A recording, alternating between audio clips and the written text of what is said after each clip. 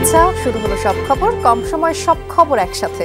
নিয়মিত আয়োজন জুড়ে নুসরাত বৃষ্টি সবাইকে স্বাগত জানাচ্ছি। শেখ হাসিনা কোথায় তা জানতে চাইলেন আন্তর্জাতিক অপরাধ ট্রাইব্যুনাল। গ্রেফতারি পরোয়ানা জারির এতদিন পরও তাকে গ্রেফতার করতে না পারায় প্রসিকিউশনের প্রতি উষ্মা প্রকাশ করেছেন বিচারক। শুনানিতে চিফ প্রসিকিউটর বলেছেন, হিটলারের নাৎসি বাহিনীর মতো নির্যাতন চালিয়েছে শেখ হাসিনা। সব অপরাধের কেন্দ্রে ছিলেন তিনি, আর তার মন্ত্রী এমপিরা ছিলেন সহযোগী। শুনানি শেষে শেখ হাসিনার বিরুদ্ধে 1 মাসের মধ্যে তদন্ত প্রতিবেদন জমা দেওয়ার নির্দেশ দেন ট্রাইব্যুনাল। জুলাই গণহত্যার দায়ে আন্তর্জাতিক অপরাধ ট্রাইব্যুনালের প্রথম অভিযোগের একমাত্র আসামি শেখ হাসিনা। পলাতক থাকায় তার অনুপস্থিতিতেই শুরু হয় বিচার কাজ। তবে শেখ হাসিনার পক্ষে কোনো আইনজীবী দাঁড়ায়নি এদিন। ট্রাইব্যুনালের দ্বিতীয় অভিযোগে গ্রেফতার সাবেক 9 মন্ত্রীসহ 13 জনকে হাজির করা হয় সকাল 10টায়। 11টায় শুরু হয় বিচার কাজ। কানায় কানায় পূর্ণ হয়ে যায় এজলাস।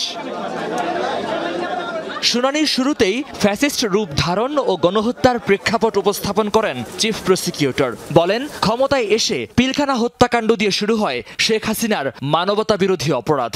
ব্ল্যাকআউট করে শাপলা চত্বরে হেফাজতের উপর গণহত্যা সহ আওয়ামী লীগের শাসনামলে সব মানবতা বিরোধী অপরাধের কেন্দ্রবিন্দু ছিলেন শেখ হাসিনা। আজকে প্রধান আসামি ছিলেন শেখ হাসিনা। শুধুমাত্র তাকে রক্ষা করা এবং তাকে ক্ষমতা রাখার জন্য এই অপরাধগুলো সংগঠিত হয়েছে, এবং এই সমস্ত অপরাধের সবচাইতে বড় দায় হচ্ছে শেখ হাসিনা। দ্বিতীয় বিশ্বযুদ্ধকালীন সময়ে হিটলারের নাৎসি বাহিনীর যে কনসেন্ট্রেশন ক্যাম্পগুলো ছিল, সেই ধরনের নিষ্ঠুরতার সাথে তুলনীয়, একই প্যাটার্নের। সেই কথাগুলো আমরা বলেছি যে এরা শুধুমাত্র যে গণহত্যা করেছে তাই নয়, অপহরণ, গোপন কারাগারে আটক এবং টর্চারের যত ফর্ম আছে সেই ফর্মেই মানুষদেরকে টর্চার তারা করেছেন। তদন্ত সংস্থার অগ্রগতি প্রতিবেদন উপস্থাপনে প্রসিকিউশন জানায়, জুলাই গণহত্যায় পটভূমি তৈরি হয়েছে শেখ হাসিনার শাসনামলের শুরু থেকেই। এই পটভূমিতে একটা রাষ্ট্র একের পর এক গণতান্ত্রিক প্রতিষ্ঠানগুলো ধ্বংস করেছে, নির্বাচন ব্যবস্থাকে ধ্বংস করেছে, শুধুমাত্র একজন ব্যক্তি বা তার পরিবারকে ক্ষমতায় রাখার উদ্দেশ্যে। শেখ হাসিনার পক্ষে কোনো আইনজীবী না দাঁড়ালেও 5 আসামির পক্ষে লড়তে আসেন এহসানুল হক সমাজি। তার প্রস্তুতি দেখে আপত্তি জানান চিফ প্রসিকিউটর। ট্রাইব্যুনালকে বলেন, রাষ্ট্রীয় পদে আসীন হতে যাচ্ছেন সমাজি। পরে আসামি পক্ষের ওকালতনামা প্রত্যাহার করে নেন তিনি। এটা হচ্ছে রাষ্ট্রপক্ষ থেকে যদি কোনো প্রস্তাবনা কখনো কোনো বিজ্ঞ আইনজীবীর কাছে আসে এবং সেই বিজ্ঞ আইনজীবী যদি সেটা অ্যাকসেপ্ট করে নেন, তখন সেই ক্ষেত্রে তিনি আর ডিফেন্সকে রিপ্রেজেন্ট করতে পারেন না। পিলখানা হত্যাকাণ্ড ও শাপলা চত্বরের গণহত্যায় শেখ হাসিনার বিচার প্রসঙ্গে জানতে চান ট্রাইব্যুনাল। প্রসিকিউশন জানায়, ঘটনা বিশ্লেষণ চলছে, দায়ের হবে আলাদা অভিযোগ। ভাগ্যের কি নির্মম পরিহাস, যে সরকার এই ট্রাইব্যুনাল গঠন করেছিল সেই সরকারের তাদের যেই প্রভাবশালী আওয়ামী লীগের এমপি এবং যারা মন্ত্রী ছিলেন, উপদেষ্টা ছিলেন, তারা এই প্রিজন ভ্যানে আজকে কাঠগড়ায় দাঁড়িয়েছেন সেই ট্রাইব্যুনালে। প্রসিকিউশন টিম বলছে, এমন প্রিজন ভ্যানে করে শেখ হাসিনাকে এই ট্রাইব্যুনাল হাজির করায় তাদের জন্য সবচেয়ে বড় চ্যালেঞ্জ। মহিউদ্দিন মধু, যমুনা নিউজ, ঢাকা। যেমনটি দেখলেন, যে আন্তর্জাতিক অপরাধ ট্রাইব্যুনাল গঠন করেছিল আওয়ামী লীগ জুলাই আগস্ট গণহত্যার মানবাধিকার লঙ্ঘনের দায়ে, সেই ট্রাইব্যুনালের কাঠগড়ায় তাদেরই প্রভাবশালী মন্ত্রী উপদেষ্টারা। আদালতকে চিফ প্রসিকিউটর বলেছেন, শুধু গণহত্যাই নয়, আওয়ামী লীগের শাসনামলে শেখ হাসিনাকে স্বৈরাচার রূপে আসীন করেছেন এই 13 আসামি। শেখ হাসিনা সহ সব আসামির বিরুদ্ধে 17 ডিসেম্বর তদন্ত প্রতিবেদন দাখিলের নির্দেশ দিয়েছেন ট্রাইব্যুনাল। জুলাই আগস্ট গণহত্যায় সোমবার আন্তর্জাতিক অপরাধ ট্রাইব্যুনালে হাজির করা হয় সাবেক 9 মন্ত্রী সহ 13 জনকে। নিরাপত্তার চাদরে ঢেকে ট্রাইব্যুনালে আনা হয় বিগত সরকারের প্রভাবশালী ব্যক্তিদের। গণহত্যার প্রথম আসামি হিসেবে ট্রাইব্যুনালে পা রাখেন সাবেক মন্ত্রী গোলাম দস্তগীর গাজী। এরপর আসেন ডাক্তার দীপুমণি। এরপর প্রিজন ভ্যান থেকে একে একে নামানো হয় সাবেক মন্ত্রী ফারুক খান, শাহজাহান খান, আনিসুল হক, রাশেদ খান মেনন এবং সাবেক বিচারপতি মানিক, ইনু, কামাল আহমেদ মজুমদার, তৌফিক ইলাহি চৌধুরী ও জুনায়েদ আহমেদ পলককে। তিল ধারণের ঠাঁই ছিল না ট্রাইব্যুনালে। কাঠগড়ায় জায়গা হয়নি সাবেক মন্ত্রী দীপুমণির। জুলাই আগস্টে ছাত্র জনতার আন্দোলন দমাতে নির্বিচারে গুলি করে হত্যার নির্দেশ বাস্তবায়ন এবং সরাসরি গণহত্যার পরিকল্পনার সাথে যুক্ত ছিলেন আওয়ামী লীগের এই প্রভাবশালী নেতাদের বিরুদ্ধে আনা হয় এই অভিযোগ। পরে এদের সবাইকে আনুষ্ঠানিকভাবে গ্রেফতার দেখায় পুলিশ। ট্রাইব্যুনালকে চিফ প্রসিকিউটর বলেন, গণ অভ্যুত্থানের কেন্দ্রবিন্দু ছিলেন শেখ হাসিনা। এই ১৩ জন গণহত্যার পক্ষে দায়িত্বশীল জায়গা থেকে অবস্থান নেন। গণহত্যার পক্ষে এখনও অনেকে সাফাই গাইছেন, বলেন আসামিরা গণহত্যাকে গ্লোরিফাই করেছেন, নেই কোনো অপরাধবোধ। বিভিন্ন জায়গা থেকে তথ্য সংগ্রহ ও ছবি ভিডিও গ্রহণ করা হয়েছে। প্রস্তুত হচ্ছে এসব দালালি কালামত। আলোচিত সেই রিকশাটিও রাখা আছে জাদুঘরে।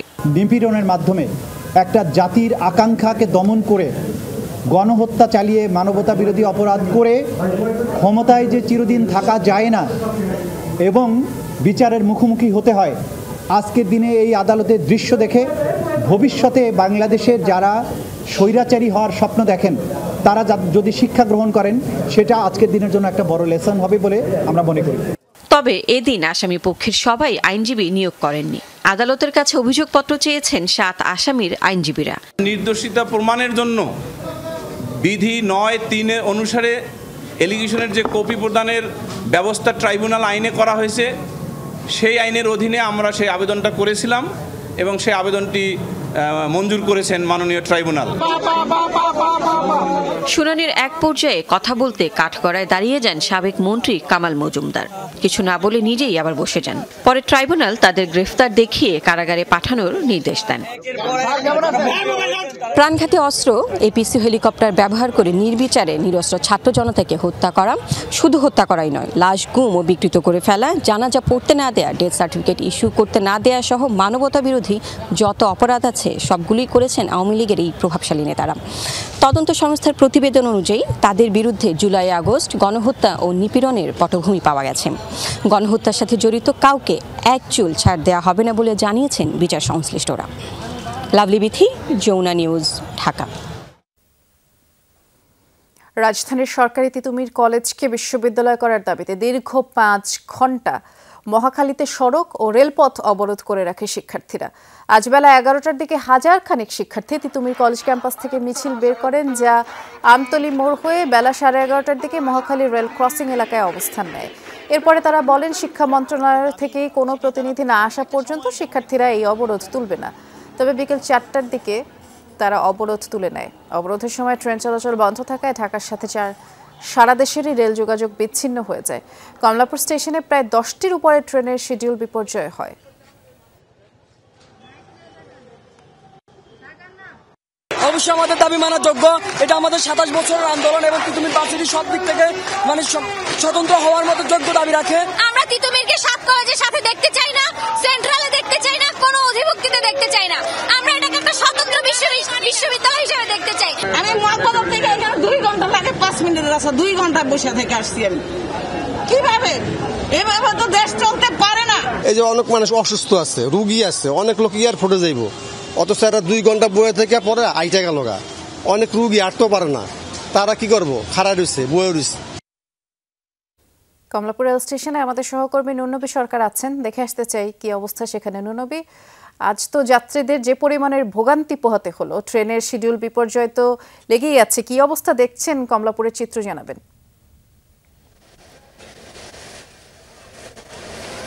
কয়েকটা ট্রেন যাওয়ার কারণে যাত্রীর চাপ কিছুটা কমেছে, কিন্তু যে ট্রেনগুলো এখনো বিলম্ব হয়েছে এটা খুবই স্বাভাবিক। কারণ আপনার ধরেন 15 মিনিট পর পর হয়তো ট্রেন আসা যাওয়া করতে পারে, সেই সক্ষমতা আছে। সেখানে শুরু হয়েছে 4:30টার দিকে, 4-5টা ট্রেন ছেড়ে গেছে, 10টার উপরে ট্রেন বিলম্ব হয়েছিল বলে স্টেশন ম্যানেজার জানিয়েছেন মাহমুদুল হাসান। এবং এখন পর্যন্ত তারা বলেছেন রাতের দিকে ট্রেন চলাচল স্বাভাবিক হবে শিডিউলে, কিন্তু এটা অসম্ভব। কারণ এটা এখনও প্রায় 48 ঘন্টার মতো লাগবে, কারণ এই ট্রেনগুলো যাচ্ছেই বিলম্বে এবং অনেকগুলো এখনও পর্যন্ত যায়নি। যেগুলো দুপুরের দিকে ছিল 3টার দিকে, সেগুলো অনেকগুলো যায়নি। যেরকম আপনার সিল্ক সিটি এখনও পর্যন্ত রওনা করেনি, সেটা আরও আগের ট্রেন ছিল। এরকম অনেকগুলো ট্রেন রয়েছে এখানে, আমি দেখতে পাচ্ছি নোয়াখালী এক্সপ্রেস রয়েছে, 11 সিন্ধুর গদুলি রয়েছে। তো সবগুলো ট্রেনই কয়েক ঘন্টা করে বিলম্ব হচ্ছে। সুতরাং কয়েক ঘন্টা বিলম্ব হওয়া মানে কয়েক ঘন্টা বিলম্বে সেখানে পৌঁছানো। আবার অনেক ট্রেন সিগন্যাল মেনটেন করে তাদেরকে যেতে হবে। এরকম নানা রকমের জটিলতার কারণে দুর্ভোগটা থাকবে আরও কয়েক ঘন্টা। আর যাত্রীরা বলেছেন যে আসলে আন্দোলনের মানেই যদি এরকম হয়, ছাত্ররা দেশ এরকম জায়গায় নিয়ে এসেছে, তাদের দাবি দেওয়ার জন্য তারা সুনির্দিষ্ট জায়গায় গিয়ে বসুক, কথা বলুক, আলোচনা করুক। এরকম ট্রেনের উপর হামলা, যাত্রীদের উপর হামলা, যাত্রীদের এরকম ভোগান্তি বিড়ম্বনা, বিশেষ করে নারী, শিশু এবং চিকিৎসা নিতে যারা এসেছিলেন তাদের জন্য আসলে খুবই দুর্ভোগের কারণ হয়ে দাঁড়িয়েছে। এবং তারা বলেছেন এখন সরকার কথা শোনে, কথা বলতে দেয়, অধিকার দিয়েছে, সেটা তার মানে এই নয় যে মানুষের জীবনের উপর একদম দুর্বিষহ যন্ত্রণা উপহার দিয়ে দাবিগুলো আদায় করতে হবে আলোচনার মাধ্যমে এবং সুনির্দিষ্টভাবে যেন সরকারের সঙ্গে বসে সে কাজগুলো, এবং সরকারকে আরও তড়িৎ গতি সম্পন্ন হতে হবে, প্রশাসনকে আরও উদ্যোগী হতে হবে। দমনপীড়ন নয়, আলোচনাগুলোর সমাধান তারা চেয়েছেন এবং এই দুর্ভোগ থেকে তারা সমাধান চান, এরকম যেন না হয়। আর আসলে রেলেরই বা কী করার আছে, এরকম রাস্তা বন্ধই থাকে 4 ঘন্টা, তাহলে খুব স্বাভাবিক যে এরকম আরও 4 ঘন্টা 8 ঘন্টা বিলম্বে কিন্তু ট্রেনগুলো। আসলে এটি তো একটি প্রক্রিয়ার বিপরীত ক্রিয়া তো আছে। ধন্যবাদ, আপনি বিস্তারিত জানাচ্ছিলেন। আমরা এই পর্যায়ে যাব বিমানবন্দর স্টেশনে। দেখতে পাচ্ছি সহকর্মী শামীম রেজা অপেক্ষা করছেন এবং আপনার পেছনে তো অনেক যাত্রীদেরই জটলা খুব সম্ভবত, যেহেতু কমলাপুর রেল স্টেশনে এতগুলো শিডিউল বিপর্যয় হয়েছে, তার প্রভাব তো সবগুলো রেল স্টেশনে কিংবা রেলের উপরে পড়েই। কি অবস্থা দেখছেন এখানে যে যাত্রীরা আছেন, কি বলছেন তারা? তাদের তো আজ চরম ভোগান্তি হয়েছে সারাদিন। হ্যাঁ বৃষ্টি, সরকারি তিতুমির কলেজের শিক্ষার্থীদের সড়ক এবং রেলপথ অবরোধের কারণে আসলে রেলের যারা যাত্রী তাদের ভোগান্তি আসলে চরমে। এখানেও যদি দেখাতে চাই আসলে আমাদের বিভিন্ন ঈদ উৎসবে যেমন যাত্রীদের উপচে পড়া ভিড় থাকে টার্মিনালে, এখানেও ঠিক সেই একই অবস্থা। আর এখানে যেসব যাত্রীরা এখনও আসলে অপেক্ষায় আছেন তাদের বেশিরভাগই আপনার দুপুর থেকেই অপেক্ষা করছেন। অনেকের 1টার সময় ট্রেন ছিল, কারো 2টায় ট্রেন ছিল, সেই সব ট্রেনগুলোও আসলে এখনও গন্তব্যে আসতে পারেনি, যে কারণে আসলে এখানকার যারা যাত্রী আছেন ট্রেনের উত্তরবঙ্গগামী যেসব মানুষগুলো এখানে অপেক্ষা করছেন তাদের ভোগান্তি আসলে তীব্র থেকে তীব্রতর হচ্ছে। বিশেষ করে নারী এবং শিশুদের ভোগান্তি আরও কয়েক গুণ বেড়ে গেছে, কারণ এখানে দীর্ঘ সময় থাকার ফলে আসলে নারী এবং শিশুদের দীর্ঘ সময় অপেক্ষা করা, এই সমস্ত কারণে আসলে তারা খুবই কষ্টের মধ্যে দিয়ে সময় পার করছেন এখানে। এছাড়া আমি যখন রাস্তা দিয়েও আসি সেই সময় আসলে মহাখালী থেকে শুরু করে পুরো বিমানবন্দর সড়কই আসলে জ্যামে আটকে ছিল, স্থবির হয়েছিল। যারা আসলে ওই সময় রাস্তায় বের হয়েছেন তারাও কঠিন একটা সময় পার করেছেন। সেই অবস্থা থেকে আসলে এখনো খুব একটা উত্তরণ দেখা যাচ্ছে না এবং ট্রেনগুলো কিছুক্ষণ পরপরই আসছে, কিছুক্ষণ পরপরই ট্রেন ইতিমধ্যে কয়েকটি ট্রেন এসেছে। তবে ট্রেন যে কয়টা এসেছে সেখানে আসলে এখানে যেসব যাত্রীরা অপেক্ষা করছেন সেই তুলনায় খুব কম ট্রেনই এসেছে এবং বেশিরভাগ ট্রেনই তো আসলে শিডিউল বিপর্যয় হয়েছে। এটি তো আস্তে আস্তে বাড়তেই থাকে। অনেক ধন্যবাদ, আপনি বিস্তারিত জানাচ্ছিলেন, শুনছিলাম আমরা। ব্রাহ্মণবাড়িয়ায় বিএনপির সমাবেশকে কেন্দ্র করে 2 গ্রুপের সংঘর্ষে অন্তত 50 জন আহত হয়েছেন। দুপুরে বাঞ্ছারামপুর উপজেলার মুসা মার্কেটের সামনে এই ঘটনা। এ সময় 4টি মোটরসাইকেলে অগ্নিসংযোগ সহ অন্তত 25টি দোকানপাটেই ভাঙচুর চালানো হয়। পুলিশ জানিয়েছে 20 নভেম্বর সম্মেলনকে ঘিরে উপজেলা বিএনপির সাবেক সংসদ সদস্য আব্দুল খালেক ও কৃষক দলের যুগ্ম সাধারণ সম্পাদক মেহেদী হাসান পলাশের সমর্থকদের মধ্যে উত্তেজনা চলছিল। দুপুরে খালেক পক্ষের সমর্থকরা লাঠিসোঁটা নিয়ে সম্মেলন বিরোধী বিক্ষোভ মিছিল বের করে। এ সময় আবার পলাশের সমর্থকরা মিছিল ইট পাটকেল ছুটতে থাকে। পরে দেশীয় অস্ত্র নিয়ে দুপক্ষ সংঘর্ষে জড়িয়ে পড়ে। 2 গ্রুপের অন্তত 50 জন আহত হন। পুলিশ গিয়ে পরিস্থিতি নিয়ন্ত্রণ করে। অন্তর্বর্তী সরকারের মেয়াদ 4 বছরের কম হবে বলে জানিয়েছেন অন্তর্বর্তী সরকারের প্রধান উপদেষ্টা ডক্টর মোহাম্মদ ইউনুস। কাতার ভিত্তিক গণমাধ্যম আল জাজিরাকে দেয়া এক সাক্ষাৎকারে এই কথা তিনি বলেছেন। আজারবাইজানের রাজধানী বাকুতে অনুষ্ঠিত জাতিসংঘের জলবায়ু সম্মেলন COP29 এর সাইড লাইনে আল জাজিরাকে সাক্ষাৎকার দিয়েছেন ডক্টর মোহাম্মদ ইউনুস। রোববার সাক্ষাৎকারের এই ভিডিওটি সম্প্রচার করেছে আল জাজিরা। সাক্ষাৎকারে জলবায়ু পরিবর্তনের প্রভাব নিয়ে আলোচনার পাশাপাশি বাংলাদেশে চলমান সংস্কার প্রক্রিয়া, আগামী নির্বাচন, কূটনৈতিক সম্পর্ক নিয়েও তিনি কথা বলেছেন। সাক্ষাৎকারে উঠে আসে বাংলাদেশের অন্তর্বর্তী সরকারের সময়সীমার প্রসঙ্গটিও। ডক্টর ইউনুস বলেছেন তিনি অন্তর্বর্তী সরকারের কাজ দ্রুত শেষ করতে চান এবং এর মেয়াদ হতে পারে 4 বছরেরও কম। প্রয়োজনীয় সংস্কার শেষে গ্রহণযোগ্য নির্বাচন দেয়াই অন্তর্বর্তী সরকারের উদ্দেশ্য বলে জানিয়েছেন ডক্টর ইউনুস। বিএনপি ভবিষ্যতে সরকার গঠন করলে সারা দেশে স্বৈরাচার বিরোধী আন্দোলনে শহীদদের নামে প্রতিষ্ঠানের নামকরণের প্রস্তাব করা হবে বলে জানিয়েছেন দলের ভারপ্রাপ্ত চেয়ারম্যান তারেক রহমান। বিকেলে প্রেস ক্লাবে গণ আন্দোলনে পঙ্গুত্ব বরণকারী ছাত্র জনতা ও দুস্থদের মাঝে হুইল চেয়ার বিতরণ করে আমরা বিএনপি পরিবার। এই অনুষ্ঠানে তারেক রহমান বলেছেন, স্বৈরাচার মুক্ত বর্তমান পরিস্থিতি তৈরি করতে 17 বছরে বহু মানুষ ক্ষতিগ্রস্ত হয়েছে। এক যুগের বেশি সময় ধরে ভোটাধিকার ফিরিয়ে আনার জন্য বিএনপির বহু নেতাকর্মী আত্মাহুতি দিয়েছেন। এই অভ্যুত্থানে বহু নেতাকর্মী শহীদ হয়েছে উল্লেখ করে তারেক রহমান বলেছেন, আগামীতে জনগণের সমর্থনে সরকার প্রতিষ্ঠা করলে রাষ্ট্রীয়ভাবে বিএনপি ক্ষতিগ্রস্ত পরিবারের পাশে দাঁড়াবে। স্বৈরাচারকে বিদায় করার জন্য যারা নিজের জীবন, ভবিষ্যতে ইনশাআল্লাহ জনগণের সমর্থন নিয়ে বিএনপি সরকার গঠনে সক্ষম হলে যারা শহীদ হয়েছেন সারা দেশে, স্বৈরাচারকে বিদায় করার জন্য যারা নিজের জীবন উৎসর্গ করেছেন, এরকম প্রতিটি মানুষের নামে বিভিন্ন এলাকায় রাষ্ট্রের যে প্রতিষ্ঠানগুলো তৈরি হবে, এই মানুষগুলো যাতে হারিয়ে না যায়, তাদের নাম যাতে হারিয়ে না যায়, এই শহীদদের নামে সেই প্রতিষ্ঠানগুলো নামকরণ করার একটি প্রস্তাবনা আমাদের রয়েছে, ইচ্ছা আমাদের রয়েছে। অন্তর্বর্তী সরকার যত বেশি দিন থাকবে তত বেশি সমস্যা তৈরি হবে বলে মনে করেন বিএনপি মহাসচিব মির্জা ফখরুল ইসলাম আলমগীর। তিনি বলেছেন, অন্তর্বর্তী সরকার কোনো নির্বাচিত সরকার নয়, তাদের কোনো ম্যান্ডেট নেই।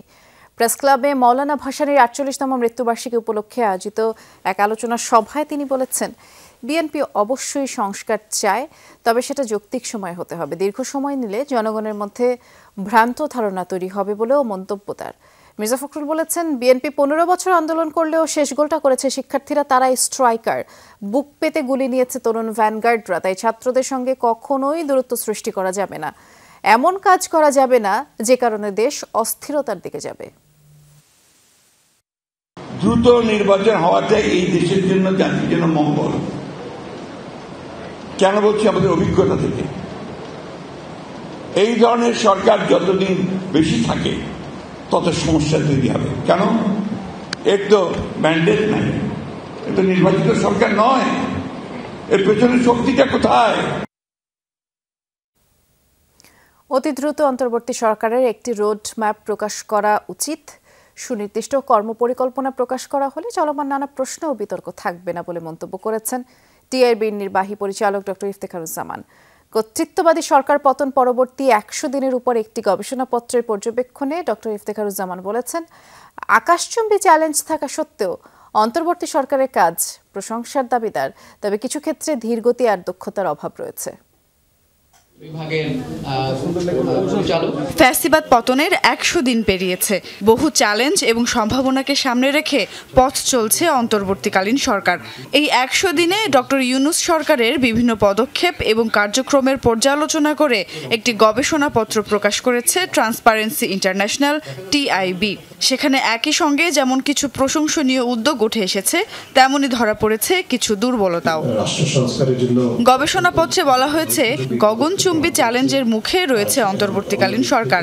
দুর্বল অর্থনীতি, ঋণের বোঝা, স্বার্থবাদী গোষ্ঠীর অসহযোগিতা সহ নানা প্রতিকূলতা সত্ত্বেও সরকার বেশ কিছু প্রশংসনীয় উদ্যোগ হাতে নিয়েছে। তবে প্রশাসন পরিচালনায় অন্তর্বর্তীকালীন সরকারের দক্ষতা এবং কর্মপরিকল্পনায় ঘাটতি রয়েছে বলে দাবি করা হয়। কর্তৃত্ববাদী সরকারের যে গণহত্যার যে কর্মকাণ্ড হয়েছে সংঘটিত হয়েছে তাদের হাতে, সেটার বিচার প্রক্রিয়া শুরু হয়েছে, যেটা অন্যতম প্রাধান্যের ক্ষেত্র ছিল। কিছু কিছু ক্ষেত্রে চিকিৎসার ক্ষেত্রে দুর্বলতা চিহ্নিত হয়েছে এবং সেটা নিয়ে কিছুটা আন্দোলন হয়েছে। তা সত্ত্বেও সক্ষমতার ভিতরে যতখানি সম্ভব আমরা মনে করি যে উদ্যোগ আছে, সদিচ্ছা আছে, সেটা নিয়ে কোনো প্রশ্নই হয়তো বা সমন্বয়হীনতা আছে। প্রত্যাশা অনুযায়ী আইন শৃঙ্খলা পরিস্থিতিও এখনো স্বাভাবিক হয়নি বলে উল্লেখ করেন টিআইবির নির্বাহী পরিচালক। উঠে আসে মূল্যস্ফীতি ইস্যুও, তবে এ নিয়ে খুব বেশি উদ্বিগ্ন হওয়ার কারণ নেই বলেও মন্তব্য করেন ডক্টর ইফতেখারুজ্জামান। দেশবাসীর ছাত্র জনতা আন্দোলনের ফলে সৃষ্ট বিভিন্ন রাজনৈতিক দলের চাঁদাবাজি এবং দখলদারিত্ব চলমান রয়েছে বলেও জানান ডক্টর ইফতেখারুজ্জামান। খুব দ্রুত সুনির্দিষ্ট কর্মপরিকল্পনা সহ একটি রোড ম্যাপ প্রকাশ করা দরকার, তাহলেই বিতর্ক এড়ানো সম্ভব হবে বলে মনে করেন তিনি। রাষ্ট্র সংস্কার এবং নতুন রাজনৈতিক বন্দোবস্ত অর্জনের লক্ষ্যে তাদের যে একটা কৌশল সুচিন্তিত কৌশল প্রণয়নের এবং বিশেষ করে রোডম্যাপ সহ টাইম বাউন্ড রোডম্যাপ সহ কৌশল প্রণয়নের সম্ভাবনা ছিল, সেটির প্রতি আমরা আহ্বান জানিয়েছিলাম, সেটি করা হয়নি। যদি আমরা অনুমান করছি যদি অগাস্ট মাসে সেটা করা হতো তাহলে কিন্তু জনগণের কাছে আরো অনেকটা স্বস্তির বিষয় হতো। নির্বাচিত যে কোনো সরকারের ম্যান্ডেটের চেয়ে অন্তর্বর্তী সরকারের গ্রহণযোগ্যতা কোনো অংশে কম নয় বলে জানান টিআইবি নির্বাহী পরিচালক। তবে পরিবর্তিত পরিস্থিতি বিবেচনায় আরও সুকৌশলে কাজ করার আহ্বান জানানো হয়। বৈদেশিক ঋণ নেয়ার বদলে অনুদানের প্রতি গুরুত্ব দেওয়ারও পরামর্শ দেওয়া হয়েছে। এই কমিশনগুলি গঠন করেছে সুমাইয়া ঐশী, যমুনা নিউজ, ঢাকা। না ফেরার দেশে পাড়ি জমালেন স্বাধীন বাংলা ফুটবল দলের অধিনায়ক জাকারিয়া পিন্টু। ইন্না লিল্লাহি ওয়া ইন্না ইলাইহি রাজিউন। রাজধানীর একটি হাসপাতালে আজ বেলা 12টায় চিকিৎসাধীন অবস্থায় মারা যান তিনি। তার মৃত্যুতে শোক প্রকাশ করেছেন প্রধান উপদেষ্টা ডক্টর মোহাম্মদ ইউনূস। এছাড়াও শোক জানিয়েছে বাংলাদেশ ফুটবল ফেডারেশন ও ক্রীড়া উপদেষ্টা আসিফ মাহমুদও। বার্ধক্যজনিত নানা রোগে ভুগছিলেন 81 বছর বয়সী সাবেক ফুটবলার। রোববার নিজ বাসায় আকস্মিকভাবে পড়ে যান তিনি। দ্রুতই হাসপাতালে ভর্তি করা হয়। অবস্থার অবনতি হওয়ায় শেষ পর্যন্ত মৃত্যুর কোলে ঢলে পড়েন সাবেক ফুটবলার জাকারিয়া পিন্টু। স্বাধীন বাংলাদেশের প্রথম জাতীয় ফুটবল দলের অধিনায়ক পিন্টুর প্রথম নামাজে জানাজা অনুষ্ঠিত হয়েছে ধানমন্ডির তাকুয়া মসজিদে। আর মঙ্গলবার সকালে মোহামেডান ক্লাব ও বাফুফে ভবনে জানাজা শেষে চিরনিদ্রায় শায়িত হবেন তিনি। বাংলাদেশের অন্তর্বর্তী সরকারের প্রধান উপদেষ্টা ডক্টর মোহাম্মদ ইউনূসের সাথে সৌজন্য সাক্ষাৎ করেছেন সার্বিয়ার সাবেক প্রেসিডেন্ট বরিস তাদিচ। সাক্ষাৎকালে তিনি ডক্টর ইউনূসের নেতৃত্ব এবং জুলাই আগস্টের গণ অভ্যুত্থানের প্রশংসা করেন। বাংলাদেশকে সমর্থন দেওয়ার আগ্রহ জানিয়ে সার্বিয়ার সাবেক প্রেসিডেন্ট বলেছেন তিনি বাংলাদেশকে ভালোবাসেন। ডক্টর ইউনূসের সরকারকে কিভাবে সহযোগিতা করতে পারেন সে বিষয়ে তিনি জানতে চান। এই বৈঠকে দুই নেতা ভূ রাজনৈতিক সমস্যা, অন্তর্বর্তীকালীন সরকারের চ্যালেঞ্জ এবং সার্বিয়ার ইতিহাস নিয়ে আলোচনা করেন। সেন্টার ফর গভর্নেন্স স্টাডিজ আয়োজিত বে অফ বেঙ্গল কনফারেন্সে যোগ দিতে ঢাকায় এসেছেন সার্বিয়ার সাবেক প্রেসিডেন্ট বরিস তাদিচ।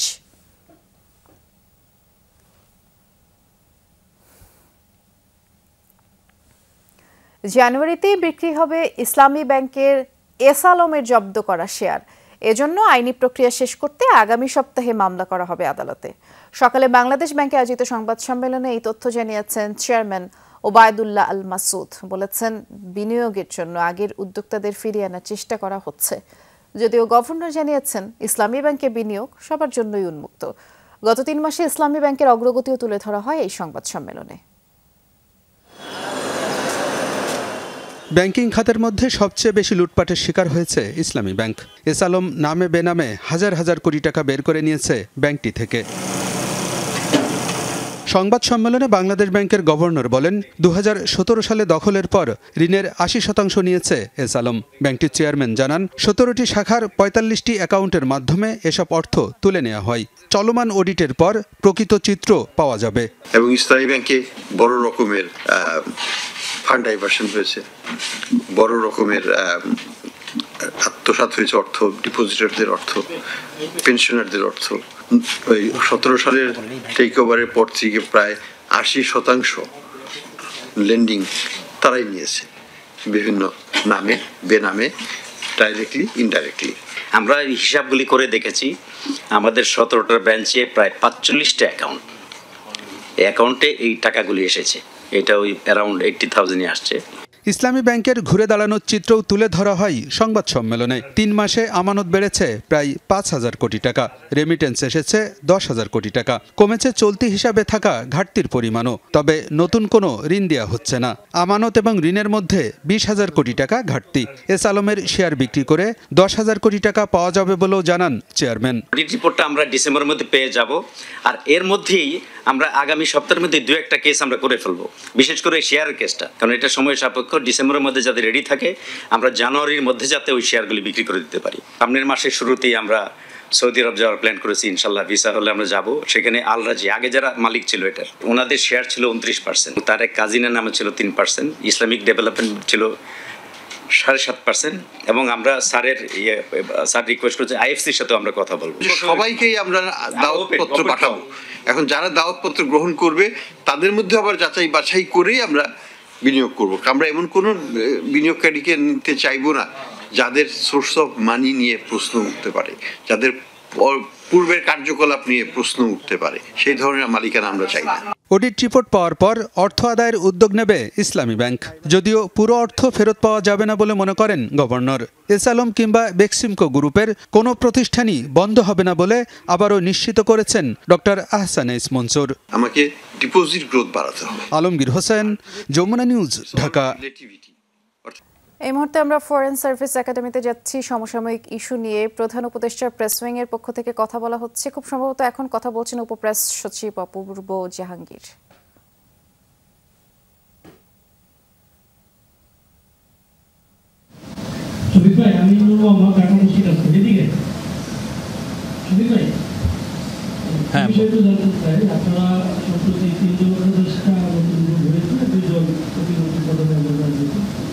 দুজন উপদেষ্টা নিয়ে একটা আপত্তি এসেছিল, সেই আপত্তিটা এখন পর্যন্ত একটা আপত্তি এসেছিল, সেই আপত্তিটা এখন পর্যন্ত আপনাদের কোনো স্টেটমেন্ট দেওয়া হয়নি।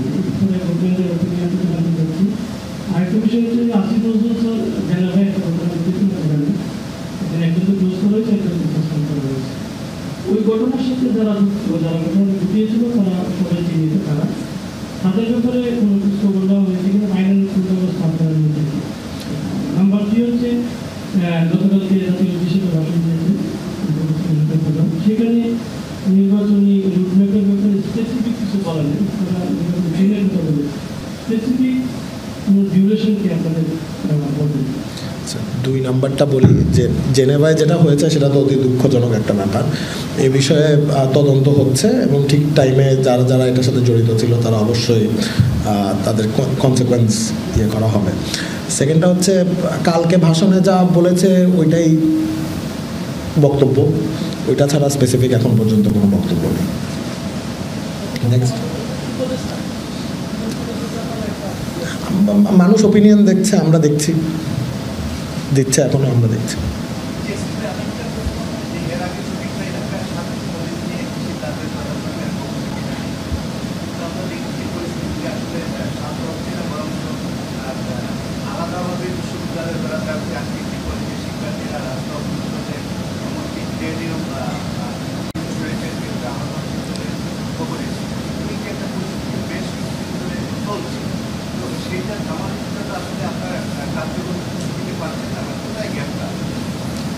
আমরা তো ওদের সাথে কথা বলছি, হ্যাঁ, মানে অনেক প্রবলেম আছে যে সেগুলো খুব একদিনে শেষ হয় না, অনেক ধরনের কথাবার্তা বলতে হয়, কনসালটেশন হয়। আপনারা জানেন লেবার এক ধরনের আনরেস্ট হয়েছিল, লোকালাইজ কিছু, আমরা সবার সাথে কথা বলে 18 দফা একটা চুক্তিও হয়েছে। তো ফলে আপনি দেখেন এখন 2-1টা ফ্যাক্টরি ছাড়া, হ্যাঁ, তেমন একটা এটা কিন্তু ইয়ে নেই, এবং এটার রিফ্লেকশন আমরা এক্সপোর্টেও দেখেছি যে গত মাসে প্রায় 21% মতো গ্রোথ হয়েছে। তো আমরা মনে হয় যে তিতুমির কলেজের ভাই বোনদের আমরা বলবো যে আপনারা শান্ত হন, আপনাদের সাথে অবশ্যই কথা হবে। এটা 7 কলেজের সবার সাথে এক ধরনের কনসালটেশন তো হচ্ছে, সামনে এটা হবে, এটার একটা আশু আমরা এটা মনে করি যে এটার একটা সমাধান হবে। আমরা ছিলাম ফরেন সার্ভিস একাডেমিতে, সেখানে প্রধান উপদেষ্টা প্রেস উইং এর পক্ষ থেকে ব্রিফ করা হচ্ছিল, সাংবাদিকদের প্রশ্নের উত্তর দেওয়া হচ্ছিল। জ্যেষ্ঠ সাংবাদিক কামাল আহমেদকে প্রধান করে 11 সদস্যের গণমাধ্যম সংস্কার কমিশন গঠন করেছে সরকার, যেখানে সদস্য হিসেবে আছেন যমুনা টেলিভিশনের সিইও ফাহিম আহমেদ।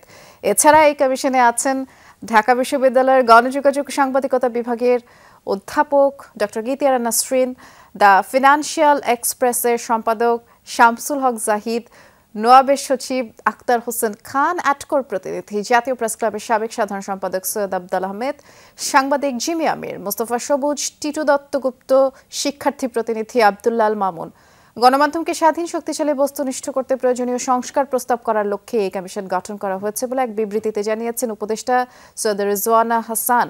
এই কমিশনের প্রধান ও সদস্যগণ সরকার কর্তৃক নির্ধারিত সরকারি পদমর্যাদা, বেতন, সম্মানী, সুযোগ সুবিধা পাবেন বলেই উল্লেখ করা হয়। গাজা ইসরায়েলের বর্বরতা চলছে। 48 ঘন্টায় নেতানিয়াহু বাহিনীর নির্বিচার বোমাবর্ষণে আরও 145 জনের মৃত্যু হয়েছে। এর মধ্যে শুধু শনিবারের হামলাতেই প্রাণহানি বেড়ে দাঁড়িয়েছে 111 জনে। রোববার উত্তরাঞ্চলীয় বেইত লাহিয়াতে বোমাবর্ষণে অর্ধশতাধিক ফিলিস্তিনির মৃত্যু হয়েছে। সোমবার সকালেও দক্ষিণ গাজার নিরাপদ ঘোষিত স্থানে বিমান হামলা চালিয়েছে আইডিএফ। ভারী বোমাবর্ষণ করা হয় আল মাওয়াসি ক্যাম্পে। টার্গেট করা হয় শরণার্থীদের তাঁবু, 2 শিশুসহ, যাতে অন্তত 4 জন প্রাণ হারান। গাজা 1 বছরের বেশি সময় ধরে চলা ইসরায়েলি নৃশংসতায় প্রাণহানি বেড়ে দাঁড়িয়েছে 44,000-এর কাছাকাছি, আর বাস্তুচ্যুত উপত্যকার প্রায় সব মানুষ।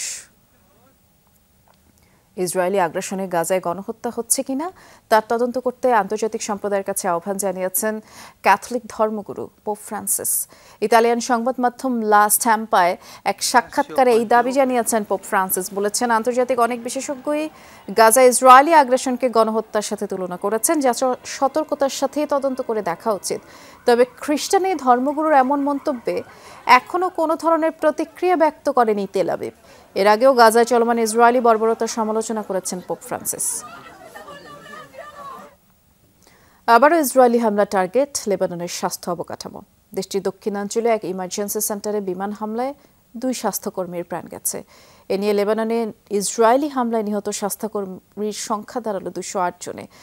সরাসরি সংঘাত শুরুর পর লেবাননের স্বাস্থ্য অবকাঠামো লক্ষ্য করে কমপক্ষে 286 দফায় হামলা চালিয়েছে নেতানিয়াহু বাহিনী। বৈরুত সহ রাজধানীর দক্ষিণাঞ্চলীয় এলাকাগুলোতে বোমাবর্ষণ চলে, অনেকেই হতাহত হন। এর জবাবে উত্তর ইসরায়েলে কয়েক দফায় রকেট ছুড়েছে হিজবুল্লাহ। টার্গেট করা হয় কিরিয়াত শমনা এলাকার বিভিন্ন সামরিক স্থাপনা। গত 2 মাসে ইসরায়েলি স্থাপনা লক্ষ্য করে 1300-র বেশি সামরিক অভিযানের কথা জানিয়েছে হিজবুল্লাহ। এর পাশাপাশি বন্দরনগরী ইলিয়াতেও ড্রোন হামলা চালিয়েছে ইরাকের সশস্ত্র বাহিনী ইসলামিক রেজিস্ট্যান্স, যদিও তা প্রতিহতের দাবি করেছে আইডিএফ। ধানমন্ডি 8 নম্বর মাঠ সহ বেদখল হয়ে যাওয়া মাঠ পুনরুদ্ধারে সরকার কাজ করছে বলে জানিয়েছেন আসিফ মাহমুদ সজীব ভুঁইয়া। শিশু কিশোরদের মানসিক বিকাশের গুরুত্ব দিয়েই সরকারের এমন পদক্ষেপ নেওয়ার কথা জানান তিনি। সর্বসাধারণের প্রবেশ বন্ধের পরে এই মাঠটিকে ঘিরে শোরগোল তৈরি হয়েছিল। চেষ্টা তদবির করা হলেও ঐতিহ্যবাহী এই মাঠ আর উন্মুক্ত করা যায়নি। সোসাইটির মাঠ দখল করে এ যেন চলছে কঠিন কর্মযজ্ঞ। শিশু কিশোরদের প্রবেশাধিকার বন্ধ করে ধানমন্ডি 8 নম্বরে ঐতিহ্যবাহী মাঠটি পরিণত হয়েছে স্পোর্টস কমপ্লেক্সে, যেখানে ক্রিকেট ফুটবলের পাশাপাশি রয়েছে বাস্কেটবল ও টেনিস কমপ্লেক্স। যথেষ্ট সুযোগ থাকলেও কেবল টাকার বিনিময়ে মিলবে এখানে খেলাধুলার অনুমতি। ঢাকা দক্ষিণ সিটি কর্পোরেশনের মাঠে আওয়ামী লীগের ক্ষমতায় আসার পর শেখ জামালের বন্ধু পরিচয়ে তা দখল করে নেন মঞ্জুর কাদের। নাম দেন শেখ জামাল ধানমন্ডি ক্লাব।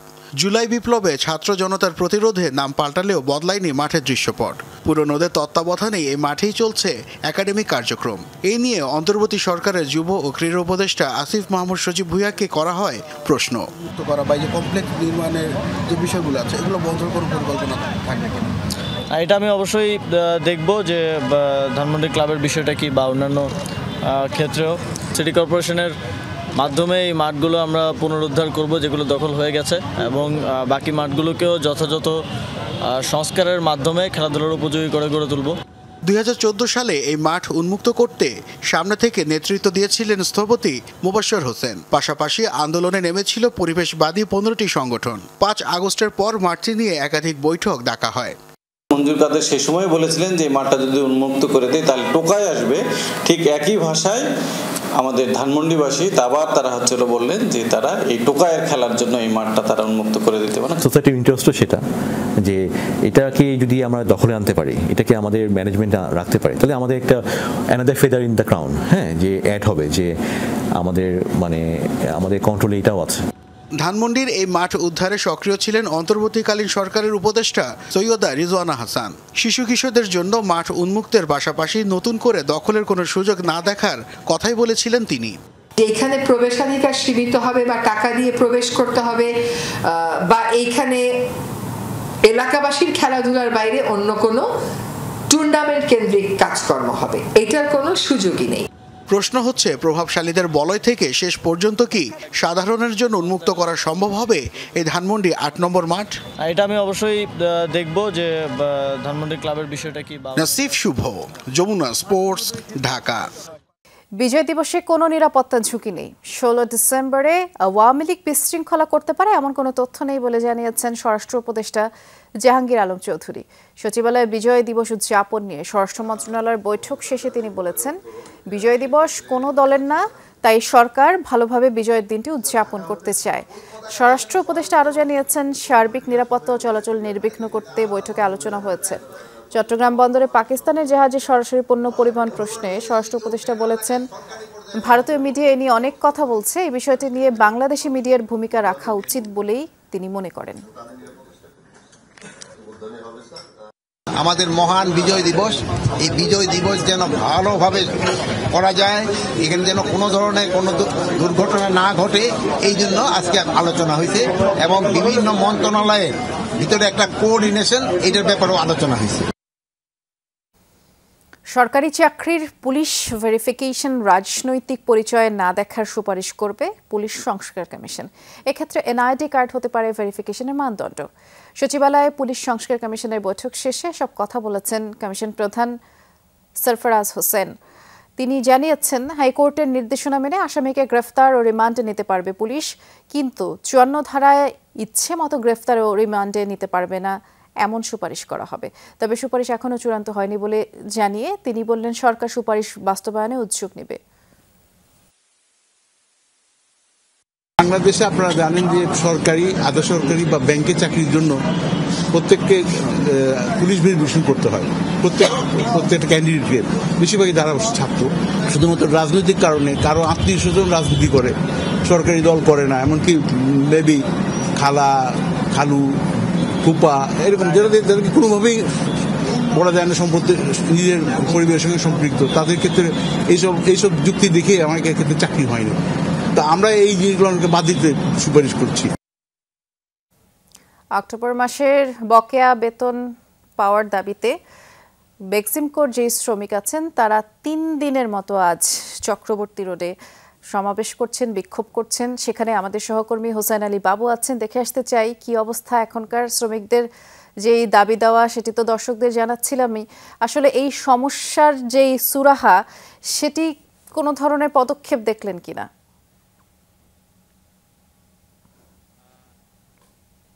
বৃষ্টি, আসলে সকাল থেকেই এই যে চন্দ্রা নবীনগর যে রাস্তাটা, সেই রাস্তার যে শ্রমিকরা তারা কিন্তু আসলে তাদের আন্দোলন চালিয়ে যাচ্ছে। আসলে সেনাবাহিনী আসলে কয়েক দফায় তাদের সাথে কথা বলেছেন এবং তারা যেটা বলছেন যে আসলে এই মাসের 12 তারিখে তাদেরকে বেতন দেওয়া হবে এমন একটি আশ্বস্ত কিন্তু আসলে সেনাবাহিনী করেছেন। সেই আশ্বস্ত ব্যক্ত হওয়ার পরে কিন্তু আসলে তারা রাস্তায় নেমেছেন।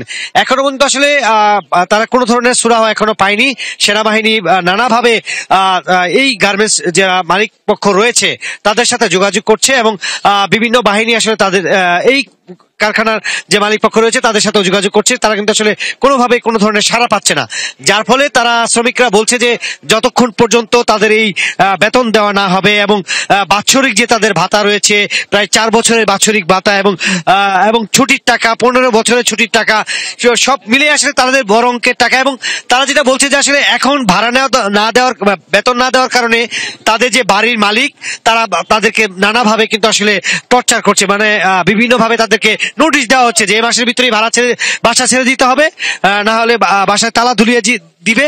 এই ধরনের সংখ্যা নিয়ে তারা কিন্তু আসলে খুব নিয়ে আসলে তারা রাস্তায় নেমেছে। তারা নানা ধরনের স্লোগান দিচ্ছে এবং তারা বলছেন যে আসলে আমরা রাস্তা ছেড়ে দিব যদি আমাদের বাড়ির মালিক এবং যেসব দোকান থেকে তারা বাকি খাচ্ছে সেই দোকানদারকে যদি তারা ম্যানেজ করতে পারে তাহলে তারা আসলে রাস্তা ছেড়ে দিবে। এখন কিন্তু আসলে তারা রাস্তার মধ্যে আগুন জ্বালিয়ে তারা আন্দোলন করছে। তারা যেটা বলছে যে যতক্ষণ পর্যন্ত আমাদের পাওনা দাওনা না দেওয়া হবে ততক্ষণ পর্যন্তই আসলে তারা এই রাস্তায় অবস্থান করবে। তারা বলছে যে আজকে সারা রাত তাদের আসলে দাবি না মানা পর্যন্ত এই অবস্থান কর্মসূচি চলবে। ধন্যবাদ। নবান্ন উৎসব উদযাপন করেছে রাজশাহী বিশ্ববিদ্যালয়ের কৃষি অনুষদ। সকাল 9টায় বিশ্ববিদ্যালয়ের কৃষি অনুষদের সামনে বেলুন ও পায়রা উড়িয়ে উৎসবের উদ্বোধন করেন বিশ্ববিদ্যালয়ের উপাচার্য অধ্যাপক ডক্টর সালেহ হাসান নকিব। পরে দিনব্যাপী পিঠা উৎসব, খেলাধুলা, সাংস্কৃতিক অনুষ্ঠানের আয়োজন করা হয়। শিক্ষার্থীরা জানিয়েছেন, বাঙালির ইতিহাস ও গ্রামীণ ঐতিহ্যের সংস্কৃতিকে তুলে ধরার জন্যই তাদের এই আয়োজন। এই ধরনের প্রোগ্রামের মাধ্যমে তারপরেও মনে হচ্ছে যে হ্যাঁ, আমাদের নবান্ন নামে একটা উৎসব ছিল এক সময়। আমরা জানি কলকাতায় এখনও তাদের পার্লামেন্ট বিল্ডিংয়ের নাম নবান্ন, কিন্তু আমরা সেই হিসাবে এখনও এই বিষয়টাকে গুরুত্ব দিচ্ছি না। আমরা জাতীয় পর্যায়েও যদি এই বিল্ডিংটার নাম নবান্ন হতো তাহলে আরও চমৎকার হতো আর কি। অস্ট্রেলিয়ান ইন্টারন্যাশনাল স্কুলে আয়োজিত হলো বিজ্ঞান মেলা ও দলগত প্রতিযোগিতা।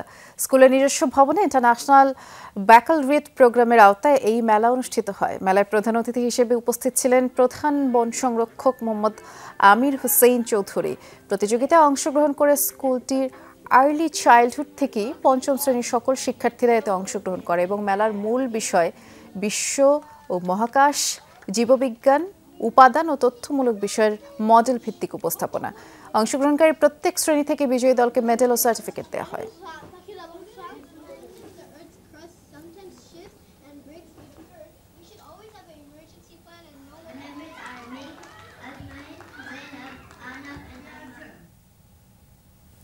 স্ট্যামফোর্ড বিশ্ববিদ্যালয়ে বাংলাদেশের সামার 2024 সেমিস্টারে ভর্তি হওয়া 83তম ব্যাচের শিক্ষার্থীদের নবীনবরণ অনুষ্ঠিত হয়েছে। সকালে বিশ্ববিদ্যালয়ের বাস্কেটবল মাঠে আয়োজন করা হয়।